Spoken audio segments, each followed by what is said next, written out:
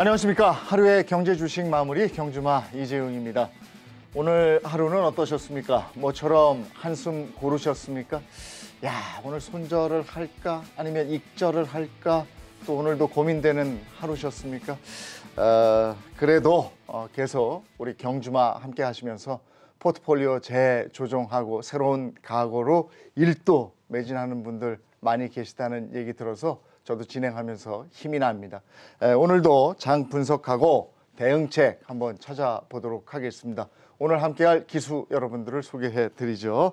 대한민국 개미주주 대표입니다. 날카로운 송곳 같은 질문을 꽂아내고 있는 방송인 허준 씨, 어서 오세요. 네, 안녕하세요. 반갑습니다. 빨간불을 봐도 가슴이 벌렁벌렁 아직도 무서워서요. 사실은 즐겁지만은 않았어요. 솔직히 오늘이. 그러니까 여러분들도 그런 분들 굉장히 많으실 텐데 이제 빨간불 보면 즐거워할 수 있는 좀 투자를 할 수 있었으면 좋겠다 이런 생각이 좀 듭니다. 그렇습니다. 이번에는 글로벌 경제는 물론이고 어려운 주식 시장 분석까지 깔끔하게 해주시는 경제 크리에이터 정광우님 어서 오세요. 네, 안녕하십니까. 네, 복잡하고 어려운 주식 이야기 오늘도 한번 쉽게 풀어보도록 하겠습니다. 네, 쉽게 부탁드리겠습니다. 막막한 주식 시장 경험과 정보를 토대로 해서 실용적인 조언을 해주는 분입니다. 바로 경제연구소 홍주원 대표님 어서 오세요. 네, 반갑습니다. 제가 나올 때마다 하락장이어서 조금 마음에 부담이 있는데 오늘도 제가 이 시장을 조금 면밀하게 분석을 좀 해드리도록 하겠습니다. 이 하락장에서 어떻게 해야 되는지만 잘 얘기해 주시면 되는 거니까요. 그렇죠. 네. 예. 자, 오늘 그러면 어떤 이슈가 있는지 그 이슈부터 짚고 넘어가도록 하겠습니다. 역시 우크라이나 사태, 우크라이나가 한숨 돌리면서 전 세계 시장도 한숨 돌렸다 이런 얘기인데 진짜로 한숨 돌린 게 맞는지 그거부터 한번 짚고 가죠. 네, 사실 우크라이나 쪽이 왜 이렇게 중요한가 그걸 짧게 말씀드리면 아무래도 한 세 가지 정도. 첫째로는 원유나 그다음에 가스, 그다음 두 번째는 이제 여기가 밀 굉장히 곡창지대입니다. 네. 수출 세계 4분의 1 정도를 차지합니다. 그래서 식량 관련된 부분 그리고 비철금속 쪽에서도 세계에서 순위권의 매장량을 보유를 하고 있습니다. 그래서 이쪽이 이제 문제가 생기면 아무래도 최근 인플레 이쪽에 안 좋은 그런 것들이 좀 강화가 되지 않겠느냐인데요. 일단은 뭐 밤사이에는 좋은 뉴스가 나왔습니다. 네, 일부 철분하고 있다인데 아직까지는 뭐 그 이후에 사실은 아직은 뭐 추가로 야전병원이나 이런 것들은 여전히 짓고 있다라든지 뭐 완전히 이런 분쟁이 가시는 그런 것은 아닙니다. 그래서 아직은 조금 약간의 기대감을 가지고 조심스레 지켜봐야 되지 않나 생각합니다. 아니 조금 전에 뭐 재배치했다 이건 뭐예요? 사실 일부 이제 외신에서 나왔는데 그 이외에 또 다른 외신에서는 아직 확인이 안 되는 부분인 것 같습니다. 그래서 아직 그 크로스 체크가 좀 필요한 부분이지 않나 생각합니다. 증시가 어느 정도 올랐고 우리 증시도 지금 코스피 같은 경우 한 2% 정도 올랐고요. 유가는 3.5% 하락하고 이랬어요. 네네. 어떻게 보십니까? 이것도 우크라이나 사태로 인해서 조금 움직이는 경향이 굉장히 크다라고 할 수가 있는데 결국은 이 리스크를 우리가 좀 해소를 하느냐 하지 못하느냐가 이 시장의 반등이 결정이 될 것 같아요. 그러니까 문제는 아까 이제 우리 질문이 그거였잖아요. 그러니까 러시아군이 과연 철수가 되고 이대로 마무리가 될 것인가. 저는 사실상 전쟁이 나진 않을까라고 보고 있는 타입이거든요. 근데 여러 가지 이유가 있는데 우선은 모르겠어요. 이게 좀 음모론이긴 합니다. 저의 그냥 뇌피셜이에요. 저의 뇌피셜인데 이게 지금 좀 미국의 어떠한 검은 설계 한마디로 좀 흑막에서 놀고 있는 게 아닐까라는 좀 생각을 하고 있어요. 그 이유가 미국이 지금 최근에 물가 상승으로 인해서 바이든 대통령의 지지율이 굉장히 떨어졌단 말이죠. 그리고 이제 그 지지율을 조사를 해보면은 트럼프 대통령 당시의 지지율보다 현재 좀 떨어지고 있는 상황이에요. 바이든 정부 입장에서는 이 지지율을 신경을 쓰지 않을 수가 없습니다. 근데 문제는 이 물가에 쏠린 이슈를 조금 다른 데로 보내야 사실은 지지율이 좀 다시 올라갈 수가 있거든요. 근데 물가는 잡히지 않고 그런 상황에서 이 좀 시선을 돌릴 수 있는 거는 결국은 안보 위협밖에 없지 않을까라는 생각을 하고 그리고 이제 우리 시청자분들 좀 아셔야 될 게 지지율을 끌어올리기 위해서는 이 안보 위협만큼의 가장 좋은 수단이 없습니다. 안보 위협이 오면은 국민들의 의존도가 국가에 대한 의존도가 굉장히 높아져요. 그렇기 때문에 지지율이 갑자기 급격하게 상승하는 효과가 나오기도 하거든요. 그리고 이게 또 문제가 뭐냐면은 이 지금 금이랑 달러랑 추세를 좀 네. 보시면 좋을 것 같아요. 보통 금이 달러를 위협하는 최대 수단이 저는 금이라고 생각을 하고 있거든요. 그런데 이제 만약에 금이 하락을 한다라고 한다면은 달러는 다시 강세를 보여야 되잖아요. 그런데 금이 하락 추세를 들어갔는데 달러가 강세가 아니라 같이 조금 하락을 하는 네. 이런 최근에 이런 모습들을 좀 보여줬어요. 왜 그럴까요? 바로 원유 때문에 그런 거예요. 배럴당 지금 뭐 100달러 가까이 근처까지 가다 보니까 이 달러가 이게 제가 미국이 원하는 바라는 거죠. 네. 이 원유 가치가 올라가면 당연히 달러 가치가 함께 올라갑니다. 네. 근데 달러가 지금 싸져 있는 상태에서 원유가 비싸지면은 달러의 가치가 보존이 된다라는 거죠. 네. 그래서 이러한 좀 위기 의식을 느끼게 하면서 이러한 좀 어떤 판을 그려내는 게 아닐까 싶고요. 그리고 두 번째 이유로는 러시아 입장이에요. 우리가 러시아 입장에서 좀 돌아볼 필요가 있는데 러시아가 지금 현재 그 경제 상황이 굉장히 안 좋거든요. 지금 많이 좀 떨어져 있는 상황인데 문제는 이 우크라이나는 전쟁을 해서 점령을 한다고 우리가 가정을 해보자 이거예요. 네. 그러면은 점령을 했을 때 필요한 거는 결국 식민 통치거든요. 그 식민 통치에 들어가는 비용을 우리가 단순히 환산을 했을 때 과연 그 식민 통치를 할 수 있는 비용과 인력을 러시아가 지금 현재 감당할 수 있는 수준이냐를 우리가 봐야 된다라는 겁니다. 절대 감당을 못합니다. 과거의 영국 사례를 보시면 잘 이해를 하실 것 같고 포르투갈도 마찬가지로 누군가 압력을 해가지고 식민 통치를 포기한 게 아니에요. 과거에 자기가 힘들어서 포기한 거예요. 통치가 안 되니까. 그래서 지금 러시아 경제 상황에서 과연 식민 통치가 될 것인가를 우리가 봤을 때 절대 이건 불가능하죠. 결론은 지금 뭐 우리 보면 미국이랑 지금 뭐 유럽 국가들의 대사관들 가족들 다 철수시키고 있잖아요. 자국민들을. 근데 반면에 중국 같은 경우는 단 한 명도 철수를 시키지 않고 네. 있어요. 너무 천하태평하다라는 거죠. 근데 러시아 같은 경우는 중국이 굉장히 중요한 국가예요. 만약에 전쟁을 하게 되면은 경제 제재가 들어가잖아요. 이거를 풀 수 있는 키는 중국이 갖고 있습니다. 바로 중개 무역을 하거든요, 중국이랑. 그러면은 지금 이 베이징 올림픽을 진행하는 도중에 전쟁을 터뜨린다. 이 중국의 심기를 건드려서 좋을 게 없거든요. 그러니까 중개 무역을 결국은 경제 의존도를 지금 중국한테 넘겨야 되는 상황인데 네. 저는 그렇게는 안 보고 있고요. 그래서 지금 만약에 그럴 전쟁을 할 것 같았으면 저는 제 입장에서는 중국한테 미리 통보를 했을 것 같아요. 나 전쟁할 거니까 그렇게 알아?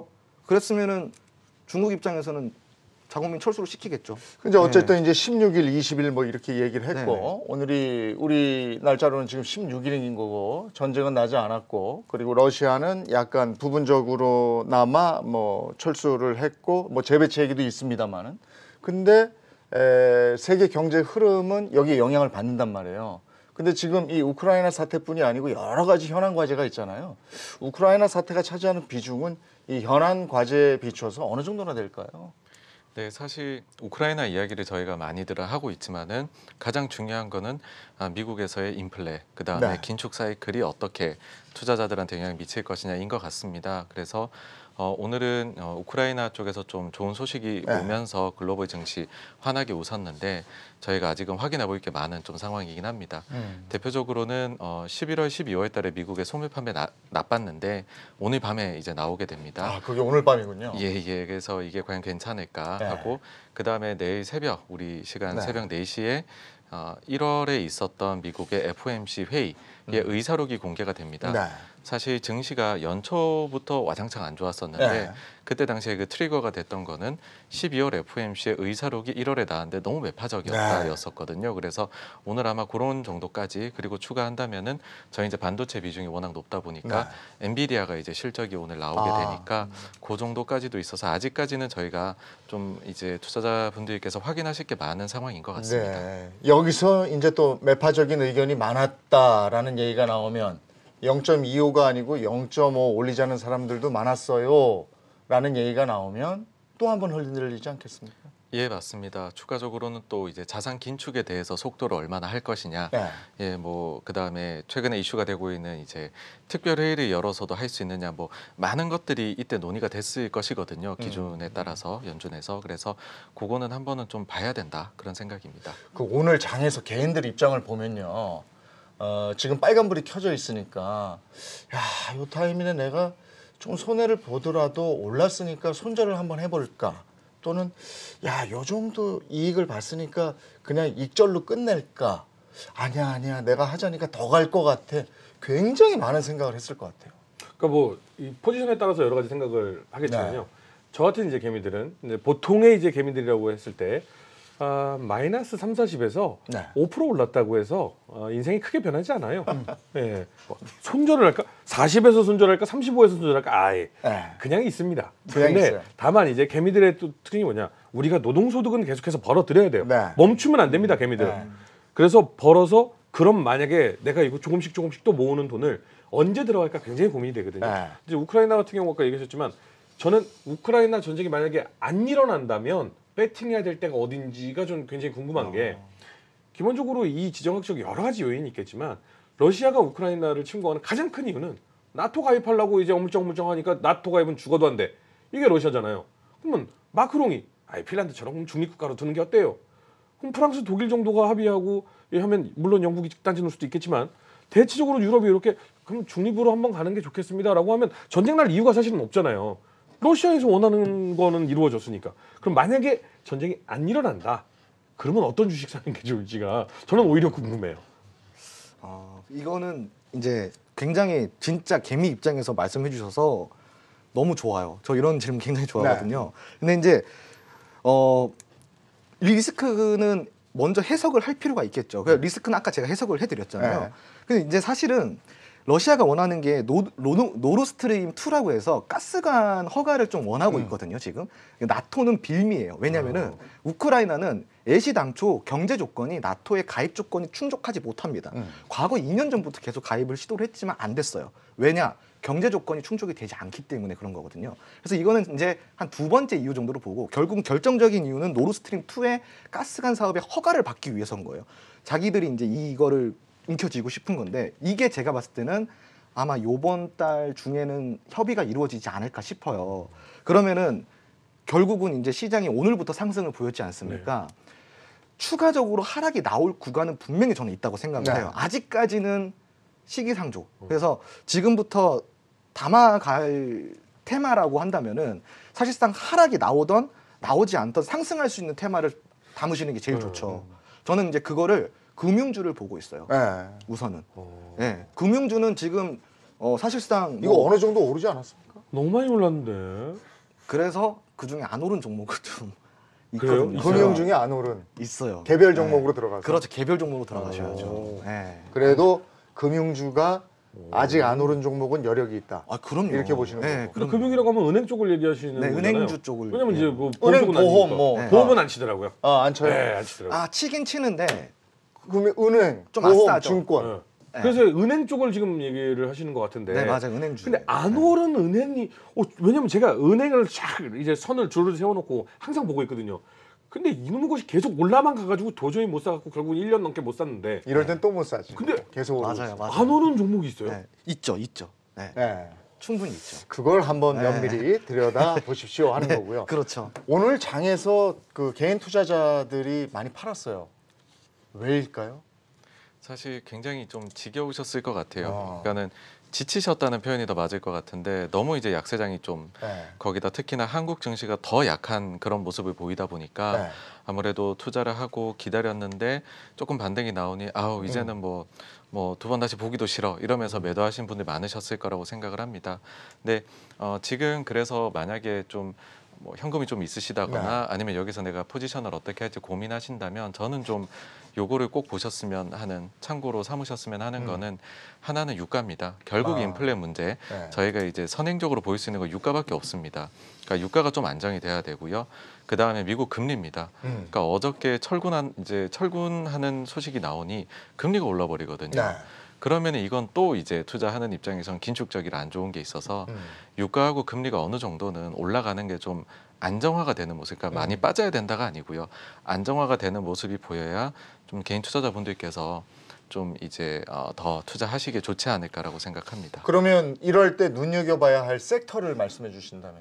사실 한국에서 투자하신다면 이럴 때에는 이거는 좀 탑다운식의 아이디어거든요. 네. 그러면 한국에서 대표 이제 섹터인 반도체 쪽을 반도체. 일단은 제일 보시는 게 네. 가장 무난한 선택이 되십니다. 예. 반도체 얘기 지금 하셨으니까 반도체 움직임이 있다. 지금 이렇게 보는 거잖아요. 네, 증시가 뭐 이제 저희가 만약에 바닥을 찍었다라고 네. 해버리면은 외국인 투자자도 제일 먼저 보는 건 아마 반도체일 겁니다. 음. 매매하기가 편하기 때문에. 그래서 반도체는 항상 좀 보셔야 된다. 좀 네. 증시가 빠진 이후에는 그렇습니다. 그 갤럭시 S22 사전 예약 완판됐다면서요? 네, 맞아요. 이것도 굉장히 막 반가운 소식이죠? 그렇죠. 예, 굉장히 반가운 소식이고 사실상 이제 이 반도체라는 게 지금 필라델피아 반도체 지수 보면은 네. 시장 떨어질 때 같이 폭락 나왔거든요. 네. 근데 이제 반도체가 많은 개인 투자자분들이 저한테 질문을 많이 하시는 것 중에 뭐냐면은 아니 반도체가 슈퍼 사이클이라는 얘기를 제가 지금 올해까지 1년이 넘도록 듣고 있는데 왜 이 모양이냐? 네. 왜 안 올라가냐? 슈퍼 사이클인데 왜 안 올라가냐? 이 얘기를 많이 들어요. 사실은 시장의 영향이 굉장히 큽니다. 우리가 실전 투자 개념에서 보면요. 우리가 맨날 보는 게 뭐 퍼 보고 막 이렇게 보면은 왜 이걸 못 따라갈까? 주가가 못 따라갈까? 이런 생각들을 많이 하실 거예요. 그 이유는 그런 이론적인 어떠한 개념들이 주가를 대변해주지 못하기 때문에 그렇거든요. 그러니까 지금 반도체도 마찬가지. 슈퍼 사이클인데 슈퍼 사이클이 눈에 아직 뭐가 보이지가 않으니까 투심이 안 올라오는 거죠. 그러면은 우리는 보통 당장 급등이 나와야 되는데 급등이 안 나오니까 네. 이거를 잊고 살아버려지는 거거든요. 근데 문제는 앞으로를 봐야 되는 거예요. 앞으로를. 지금 우리 방금 이제 말씀해주신 부분 중에 제가 이제 그 동의를 하는 부분이 뭐냐면은 지금 개인 투자자분들이 굉장히 무난하게 투자할 수 있는 섹터가 반도체 섹터가 맞아요. 네.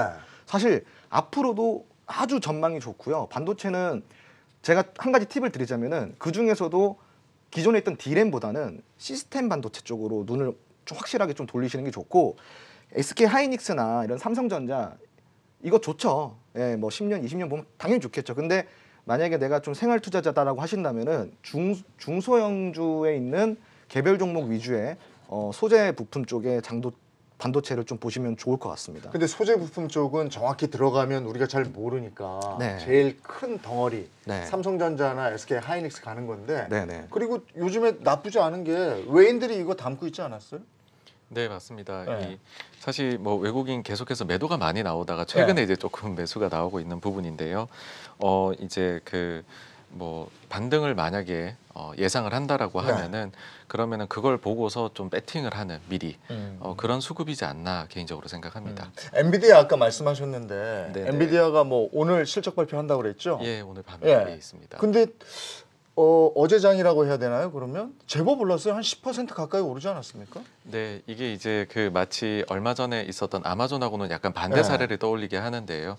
그때는 아마존이 이제 메타 이후에 실적이 나쁘지 않을까 해서 네. 7%가 하락을 했다가 실적이 생각보다 좋으면서 급등을 했던. 네. 근데 이번에는 이제 엔비디아는 당연히 크립토나 이런 쪽이 다 좋았을 것이고 그래픽 카드 좋으니까는 이제 실적이 좋지 않겠느냐. 그래서 아마 전날에 또 우크라이나 이슈도 있으니까 10% 상승이 나타났던 네. 것 같습니다. 그래서 이번에 실적이 일단 실적 그 자체도 네. 중요한데 향후에 이제 그 회사가 목표하고 있는 뭐죠? 가이던스. 네. 가이던스가 과연 이제 시장 예상치하고 얼마나 대비해서 좋으냐. 이 부분을 조금 이제 투자자분들께서 보셔야 될 것 같습니다. 왜냐면 아마존은 실적 발표한 다음에 쫙 올라갔기 때문에 그거 네, 한번 네. 기대를 하는 건데 이미 예, 예. 올라서 이게 네. 어떻게 될지 모르겠어서 한번 질문을 드려봤고요. 네네. 아까 소부장 말씀하셨단 말이에요. 네네. 반도체에서. 네네. 근데 사실 그 세세한 부분까지는 우리가 잘 모르겠어서 그렇죠. 그것도 조금 구체화해 주실 수가 있나요? 사실은 이제 지금은 우리가 그 D램 같은 경우는 네. 워낙 우리나라가 강국입니다. 워낙 강국이고 그리고 그 정도의 밸류가 이미 주가에 현재 주식 시장에 네. 과거 제가 좀 잠깐만 또 설명드리자면은 반도체라는 게요. 과거 10년 전에도 성장주였고요. 15년 전에도 성장주였어요. 네. 그리고 5년 전에도 성장주고 현재도 성장주입니다. 그 이야기는 뭐냐면은 반도체는 계속 성장해 나가는 섹터라는 거예요. 네. 자, 그러면은 기존의 D램은 과거 15년 동안 지속적인 성장세 때문에 주가가 즉각적으로 매년 반영이 돼서 지금까지 왔죠. 네. 근데 우리 국내 대한민국 약한 게 D램이 아니라 시스템 반도체예요. 그리고 파운드리 같은 경우는 굉장히 약하고요. 자, 그러면은 우리는 시스템 메모리 반도체가 과거 15년 동안 주가에 그런 기대감이라든가 이런 시장에서 반영이 됐느냐? 그렇지가 못하죠. 왜냐 시스템 반도체 메모리가 정확하게 주목을 받기 시작한 게 2017년도부터 받기 네. 시작했거든요. 한마디로 소외주였단 말이에요. 그런데 지금 이제 우리가 자율주행이다 뭐다 해가지고 뭐 최첨단 시대에 살고 있지 않습니까? 근데 이 최첨단의 전자기기에 들어가는 거는 D램이 아니라 시스템 반도체예요. 네. 그 시스템 반도체 위주로 제가 좀 보라고 이야기를 좀 드리고 싶다라고 이야기를 드리는 거고, 종목을 혹시 콕 집어서 이야기를 해도 되나요? 그래주면 좋죠. 아 그래요? 괜찮으시면. 아 네네. 저는 이제 그래서 그 중에서 굉장히 높은 밸류를 보고 있는 게 SFA 반도체라고 있어요. 네, SFA 반도체 같은 경우는 D램과 시스템 반도체를 적절하게 섞어서 매출 구조를 형성을 해 있고, 네. 그리고 거기에 대해서 매출을 굉장히 잘 뽑아내고 있습니다. 영업이익도 훌륭하게 잘 내고 있고요. 재무 평가도 굉장히 좋고요. 그리고 차트 평가도 굉장히 좀 좋은 상황이에요. 왜냐하면 지수가 떨어질 때 같이 다 떨어졌잖아요. 네. 안 떨어진 종목들이 없어요. 이 얘기는 뭐냐면은 지수를 이기는 종목은 절대 있을 수가 없다는 얘기예요. 다만 지수를 이기는 거는 종목이 아니라 산업입니다. 그 산업에서 좋은 종목들을 골라서 투자를 하시면은 네. 지수가 계속 떨어지고 불안정하고 이렇게 좀 변동성을 그려 나가더라도 언젠가는 제 갈 길 가면서 크게 또 상승을 해줄 수 있다라는 내용을 좀 드리고 싶어요. 근데 이제 시스템 반도체 얘기를 하시니까 네, 이제 네, 그쪽 얘기를 하신 분들이 제법 있으셨어요. 네, 네. 그래서 저도 또 이제 그 관련 종목 줄 세워놨었죠 이미 했었는데 개미 입장에서 어떤 게 힘드냐면요. 한 정말 적은 거는 반도체 준데 10서너 배짜리 PER 반도체 그 관련주들이 있어요. 시스템 네. 반도체 관련주들이. 네. 근데 어떤 거 보면 40배, 50배짜리도 네, 있어요. 네. 90배짜리도 있고 뭐 네. 그런데 그냥 개미 입장에서 봤을 때 아니 똑같이 시스템 반도체고 영업이익하고 이 매출이 늘어나는 거 다 똑같고 근데 어떤 건 퍼가 이렇게 낮고 어떤 건 퍼가 높으면 높은 거보다는 낮은 걸 사고 싶잖아요. 그쵸. 그래서 쭉 차트를 보면 어떤 것들은 이렇게 올라가서 이러 있는 상태에 있는 게 있고요. 이러면서 여기 있는 상태가 있어요. 개미 입장에서는 이게 매력적이잖아요. 그렇죠. 네. 이거 사야 돼요? 이거 사야 돼요? 이거는 주식이라는 게 굉장히 힘든 이유가 바로 지금 우리 지금 그 말씀해주신 방금 그 이야기예요. 뭐냐면 퍼. 네. 이 개인 투자자들이 이 퍼에 굉장한 집착을 합니다. 네. 굉장히 집착을 해요. 일단 그거 보거든요. 퍼가 내 자산을 지켜줄 거라는 무의식적인 생각을 하기 때문에 그런 것 같아요. 아니 근데 퍼가 이제 뭐 네. 예를 들면은 그게 벌어들이는 수익이 몇 년이 돼야 이 주식만큼의 값어치를 하느냐인데 그렇죠. 이게 뭐 한 네. 80배 되면은 나 죽어도 못 갚아요 얘네들은. 그렇죠. 그 오랜 시간 동안 해야 되죠. 네. 근데 근데- 그러니까 믿음이 안 가는 거예요. 근데 주식이 사실은 투자 심리에 의해서 좀 방향이 결정이 되거든요. 네. 물론 왜 우리가 그런 말 하잖아요. 퍼라는 게 앞서갈 수도 있고 뒤에 있을 수도 있고 언젠가는 만나는 구간이 있다 이런 얘기를 많이 하잖아요. 그게 맞는 얘기인데 그러면은 당장에 지금 우리 질문을 주시는 게 바로 그런 부분이거든요. 그러니까 왜 퍼가 높은 거는 계속 올라가고 퍼가 낮은 거는 계속 퍼가 떨어지냐? 그럼 퍼가 낮은 게 당연히 올라가야 되는 거 아니냐? 이거 같아요. 근데 퍼가 낮은 게 안 올라가는 이유는 아쉽게도 그런 좀 기대감이 많이 좀 문제가 있죠. 네. 기대감이 좀 떨어지다 보니까 예를 들어서 이런 거예요. 자, 퍼가 낮고 횡보 중인데 퍼가 높은 퍼가 40배짜리를 보니까 얘는 좀 많이 올랐는데도 계속 꾸준히 올라요. 근데 보니까 얘가 애플에 뭘 납품을 하고 있어요.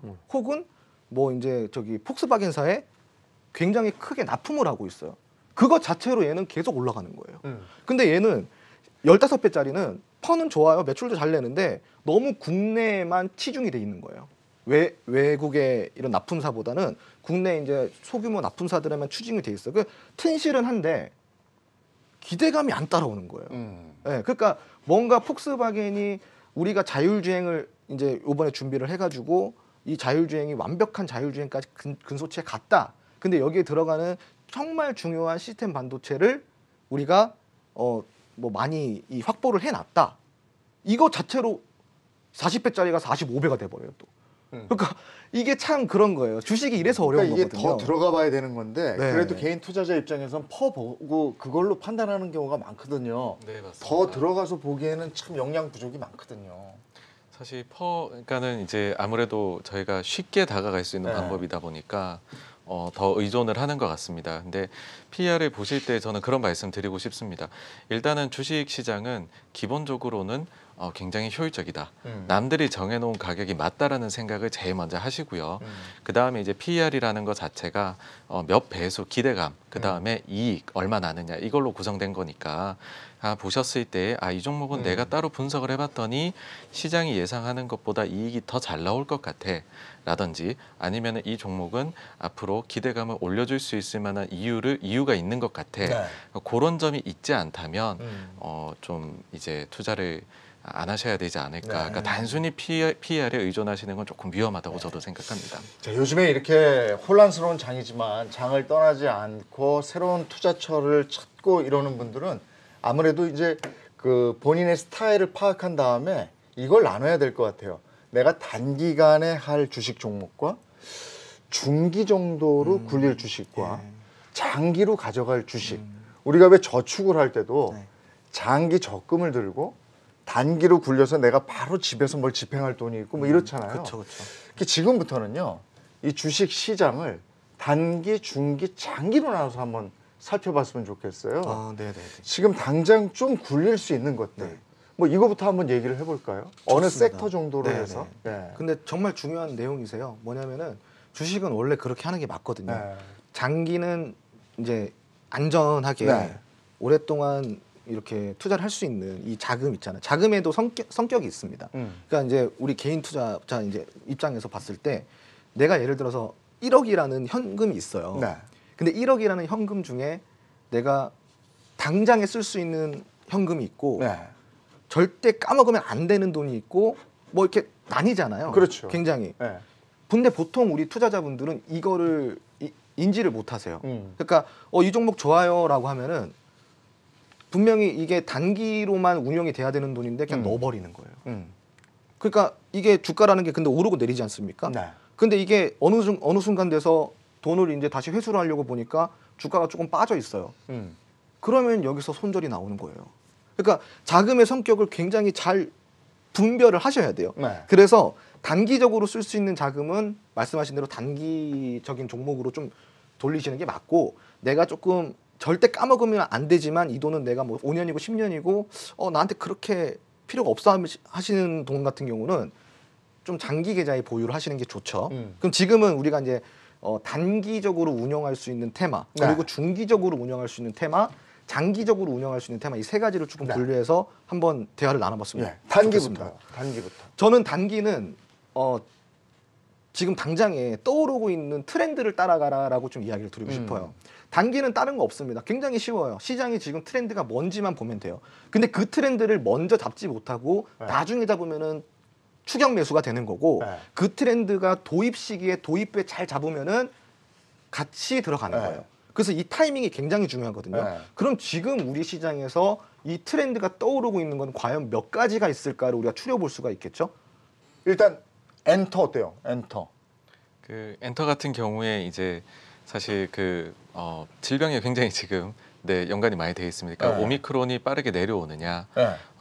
엔터 회사들의 이익 중에서 사실 제일 큰 부분 중에 하나는 투어, 콘서트 이익이었는데, 어떻게 보면 지금까지는 한 2년 동안은 뭐 한쪽 날개만으로 네. 날고 있었던 것이죠. 그래서 이쪽은 보신다면은 오미크론이 얼마나 빠르게 내려오느냐, 네. 그 부분이 정말로 빠르게 내려온다라고 하면 오늘 뭐 콘서트 BTS 그러니까 한국, 3월 콘서트 하면서 하이브 막 올랐잖아요. 맞습니다. 서울도 그래서 얘기 저는 이게 나왔지만. 단기로 괜찮지 않을까 싶은데. 예, 그래서 이쪽을 보면서 추가적인 변이가 없다. 네. 그래 버리면은 뭐 이쪽은 뭐 좋은 상황이다 그렇게 생각합니다. 또 뭐가 있을까요?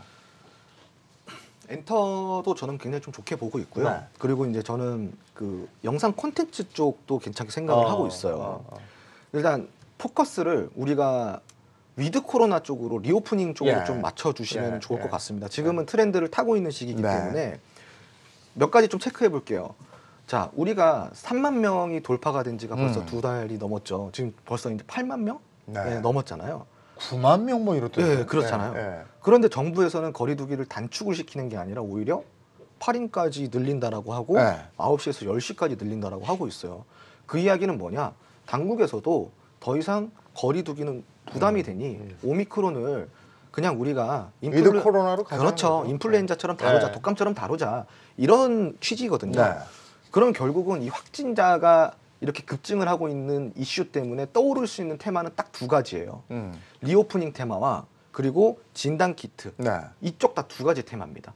자, 그러면은 진단 키트는 먼저 많이 올라갔잖아요. 네. 더 이상 오르기는 조금 힘들어요. 물론 기술적인 반등이 한두 번은 나올 수 있겠지만 그 이상의 추가적인 상승은 나오기 어렵고요. 근데 반면에 리오프닝 관련주는 한참 올라갔었잖아요. 왜 우리 한 3개월, 4개월 네. 됐나요? 한참 올라갔는데 그때 오미크론이 발발이 되면서 그냥 진짜 이렇게 됐어요. 이렇게 돼가지고 한 밑에 이틀 정도 빨간색 됐다가 그 이후로 지금 이제 계속 하다 지금 이제 마이너스 40% 내려가 있습니다. 네, 호텔 쪽 그렇습니다. 마이너스 40까지 가 있나요? 예, 얘가? 그렇습니다.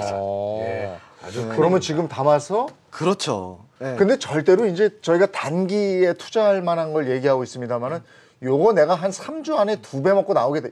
이런 건 아니잖아요. 그러니까 그러려면 정선 가셔야죠. 네, 주식하시면 안 됩니다, 그런 분들. 네. 이건 아니라는 네, 거. 큰일 납니다. 맞습니다. 맞습니다. 그러니까 저는 적당히 네. 저는 이제 이게 중용이란 말을 많이 쓰거든요. 투자는 중용이다. 네. 그러니까 넘치지도 부족하지도 않은 딱 그 중간만 네. 하자. 중간만 먹고 나오면 돼요. 그러니까 끝까지 먹을 생각하면 안 되고 네. 중간만 적당히만 먹으면 되는데 우리가 이제 보통 고수익이라고 하면은 몇 프로를 고수익이라고 생각하시나요? 2배요. 2배. 보시죠. 정성 가셔야 될 것 저는 한 같아요. 30%. 저 거의 그지? 맞아요. 그 정도죠. 예. 예, 30% 예, 정도. 보통 우리가 15%가 넘어가면은 예, 그렇죠. 고수익이라고 이야기를 예. 해요. 30%면은 굉장히 고수익이고요. 그러니까 우리가 15% 정도 내외에서 상승이 나오면은 그때부터는 분할로 좀 대응을 네. 하시는 게 맞아요. 15% 미만은 우리 시청자분들 좀 그렇잖아요. 좀 아쉽잖아요. 그죠? 그 15% 미만은 대형주로 드시고요. 안전하게. 근데 이제 우리가 단기주는 또 재미가 있어야 되니까 15% 정도부터 우리가 분할 매도 전략으로 가면 됩니다. 근데 지금 리오프닝 관련주 같은 경우는 글쎄요. 제 생각입니다. 제 의견으로는 지금 이 부근에서 이 떨어져 있는 부근에서 담으면은 대충 담아도 15%는 올라가지 않을까 싶어요. 예. 리오프닝 네, 주에 주목을 할 필요가 있는데 네. 특히 엔터, 그리고 컨텐츠 뭐 이런 화장품. 쪽 화장품. 네, 화장품. 저는 화장품 굉장히 아모레가 지켜보고 오늘 있습니다. 어떻게 됐죠? 아모레가 제가 확인을 잘 못했는데 어젠가 어제랑 오늘가 그저께까지는 올라왔어요.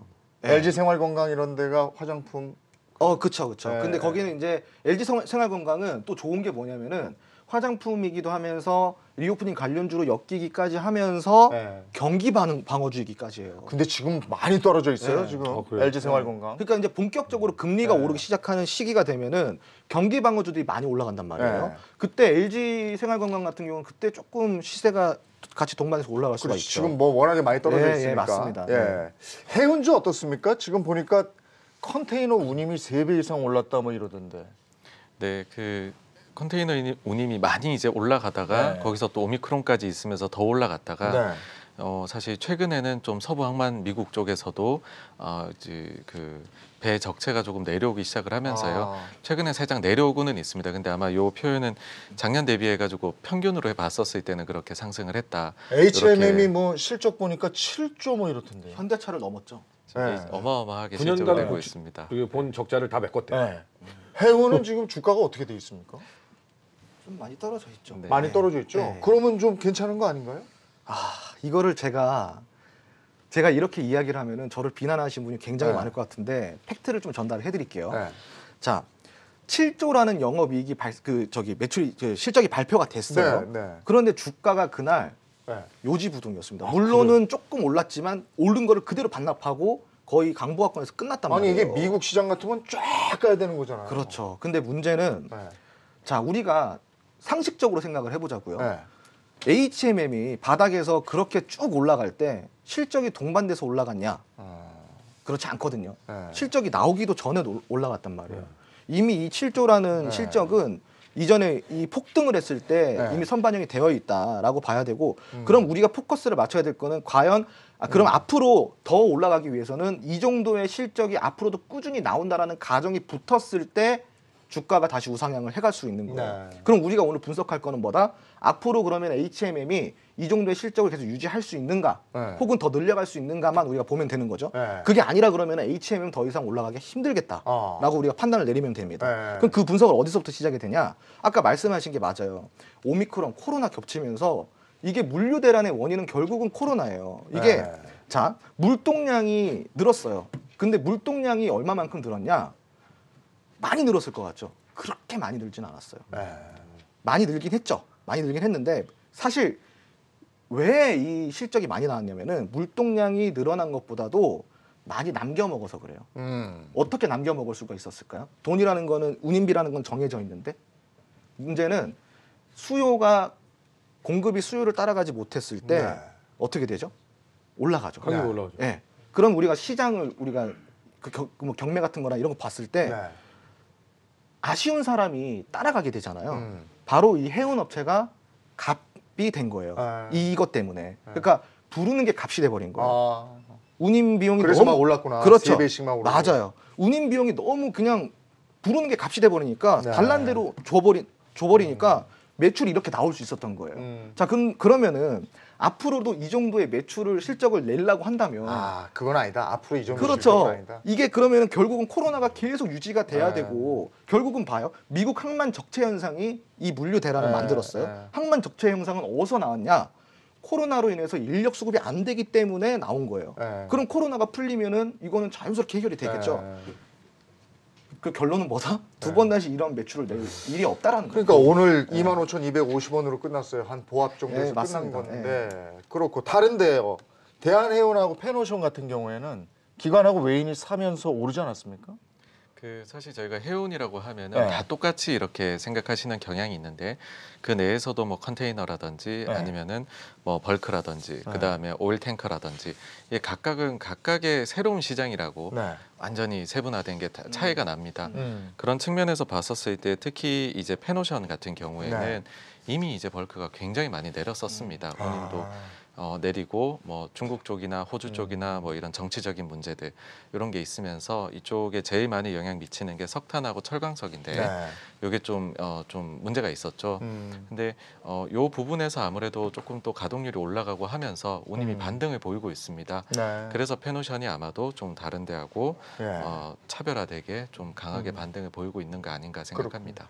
이게 저희 방송 시간도 있고 그러니까 단기는 요쯤 하고요. 중기로 넘어가겠습니다. 중기에서 담고 싶은 거 혹시 있습니까? 중기요. 네, 중기적인 중기면 거죠. 어느 정도를 중기라고 봐야 될까요? 그러니까 저는 지금 아까 말씀들 리오프닝 관련해서 식음료 뭐 이쯤이 중기로 접근하는 게 좋지 않아요?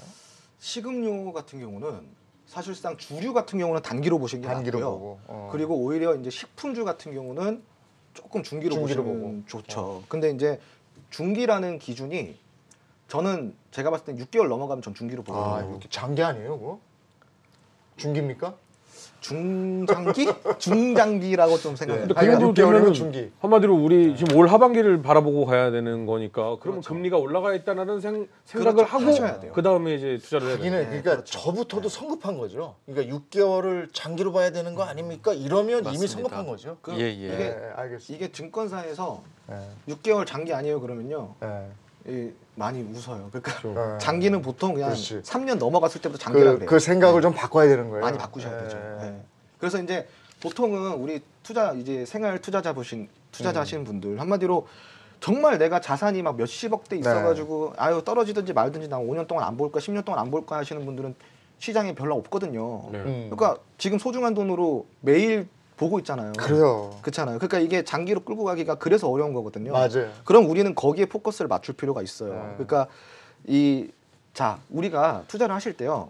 정확히 좀 짚고 넘어가시면 6개월까지는 우리가 보통 중기로 봅니다. 네. 그리고 이제 1년이 넘어가서부터는 중장기로 보고요. 네. 그리고 3년이 이상이 된다 그러면 그때부터 장기로 봅니다.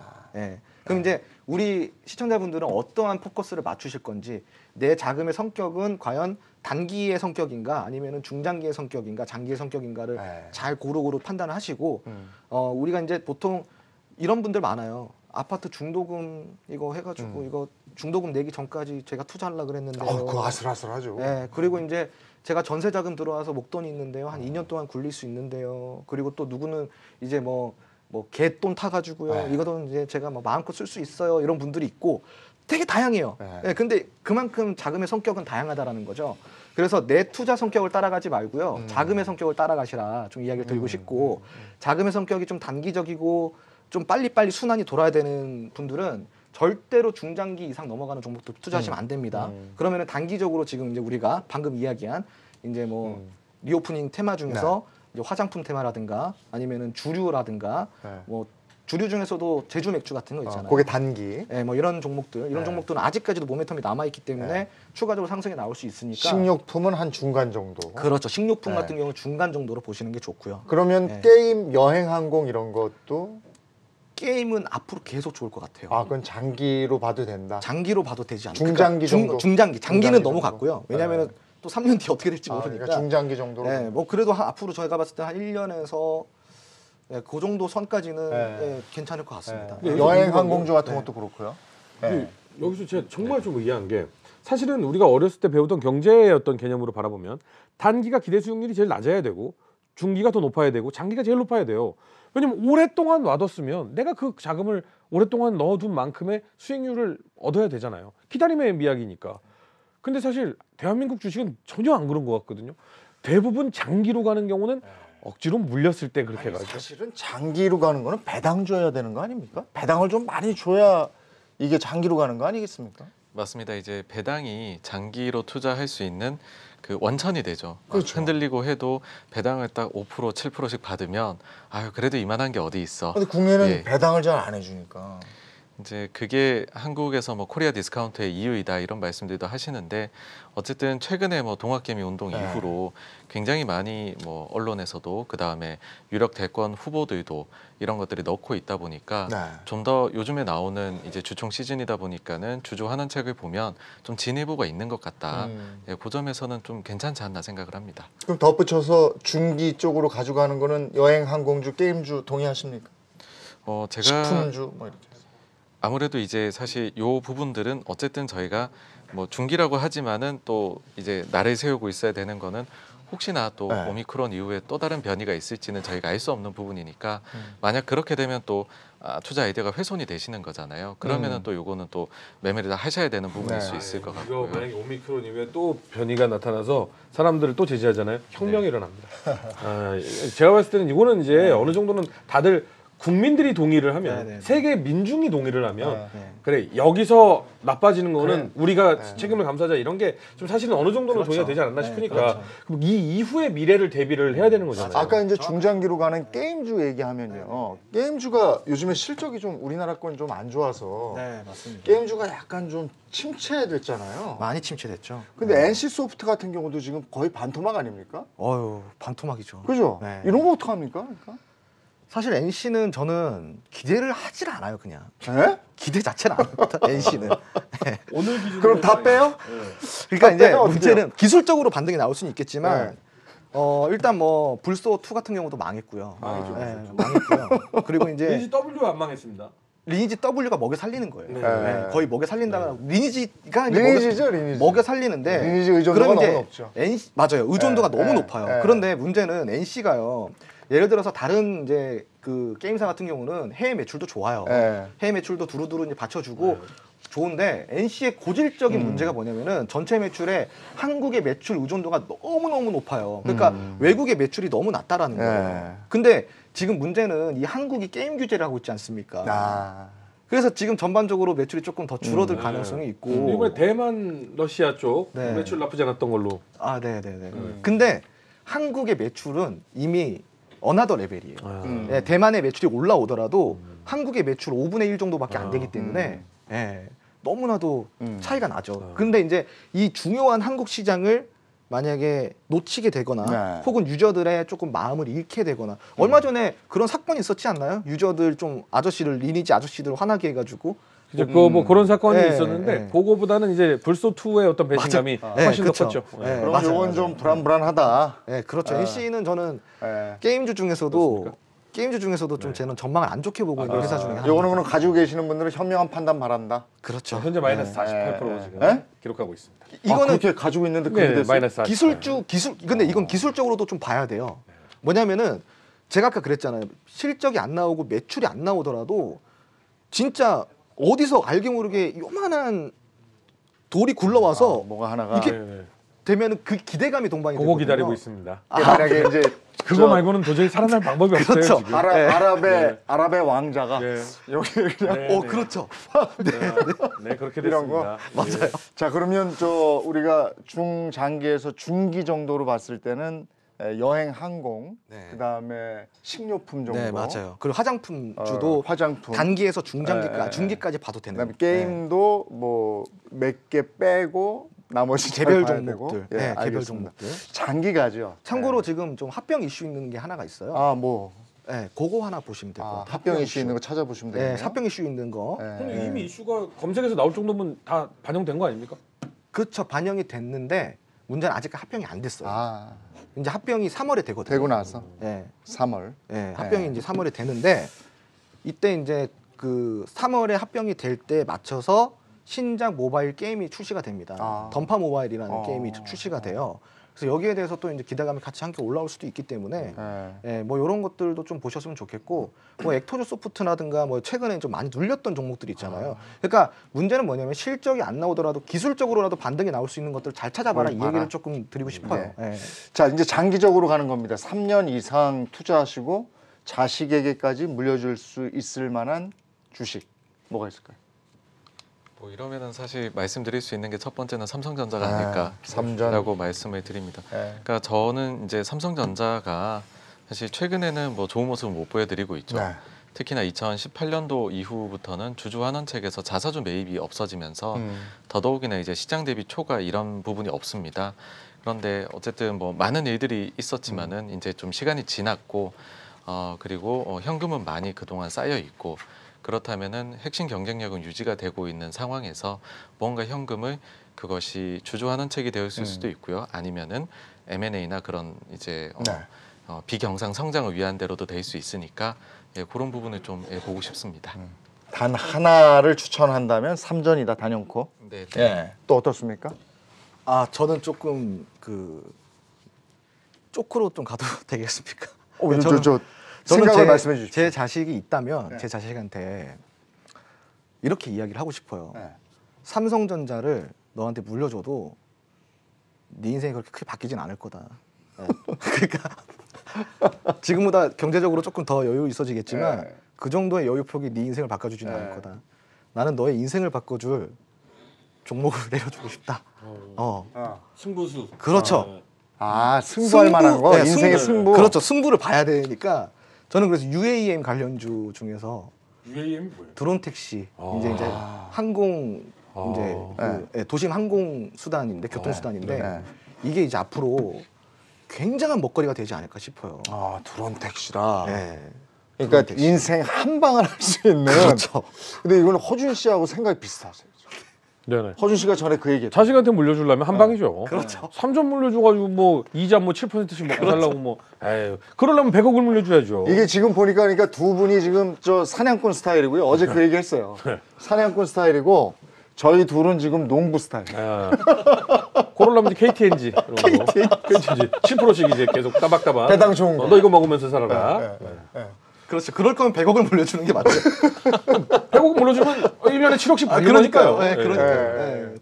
아, 장기는 이렇게 나뉘는군요. 장기로 가니까 확실히 그 이 투자 성향이 딱 나오네요. 네. 예. 인생을 바꿔줘야 될 거 아니에요. 예. 제가 100억을 물려줄 수가 없으니까. 그렇죠, 그렇죠. 예, 아마 저 지금 얘기를 들으시면서 아, 나는 중장기 또는 장기, 아, 나는 단기 이게 맞아라고 생각하시는 분들 계실 것 같습니다. 지금 우리가 우크라이나 사태를 겪으면서 이제 오늘 또 FOMC 뭐 회의록 얘기하고 뭐 이러면서 내 투자 성향이나 이런 것들이 이런 발표할 때마다 좀 바뀌지 않겠습니까? 아무래도 어떻게 해야 됩니까? 이게 그 확실한 확고한 투자관을 만든다는 것이 네. 그래서 어렵습니다. 특히나 뭐 투자 경험이 짧으시다라고 하면은 그 상황에 따라서 뭐 그게 변동될 수밖에 없는. 저희도 농담으로 어느 시기에 투자 시작했느냐에 따라 다르다라고 얘기를 합니다. 아이고 좀 더 여쭤보고 싶지만 지금 가장 중요한 게 리스크 관리잖아요. 리스크 관리를 이런 현 시장에서 요렇게 좀 하십시오라고 한마디씩만 좀 해주셨으면 좋겠어요. 저는 이제 그냥 시장을 이기려고 하지 마시고요. 네. 시장의 흐름을 따라가십시오. 그게 무슨 얘기냐? 금리가 오르면은 금리가 오른다는 이슈가 있기 전부터 이슈가 나올 때부터 금융주, 은행주 하시고요. 그러니까 내가 이것도 저것도 못할 것 같으면 그냥 그 흐름 그대로만 가셔도 손해 보는 일은 크게 없다. 흐름에 역행하지 마라. 네. 네. 그 존을 좀 좁히시고요. 정말로 투자하고 싶은 기업이 나타나지 않으면 현금도 괜찮은 투자다. 네, 정말로 내가 투자하고 싶은 좋은 걸 찾았을 때에만 투자하시기를 바랍니다. 허준 씨도 짧게 한 말씀. 뭐 상장 폐지도 겪어봤고 마이너스 30, 40, 50 뭐 다 겪어봤는데요. 기다리니까 회복하더라고요. 버티면 됩니다. 네. 오늘 그 FOMC 회의록은 몇 시에 발표죠? 우리 시간으로? 내일 새벽 4시에 새벽 나옵니다. 4시. 예. 아이고 또 잠 못 자겠네. 네. 자, 오늘 장이 전반적으로 뭐 올라서 빨간 불이지만 많은 분들이 그래요. 내가 웃는 게 아니다. 이렇게 말씀을 하시더군요. 그래도 끝까지 희망 놓지 마시고요. 저희 경주마 함께 하시면서 새로운 포트폴리오 조정해 나아가시기 바랍니다. 오늘 여기까지 하고 내일 뵙겠습니다. 고맙습니다.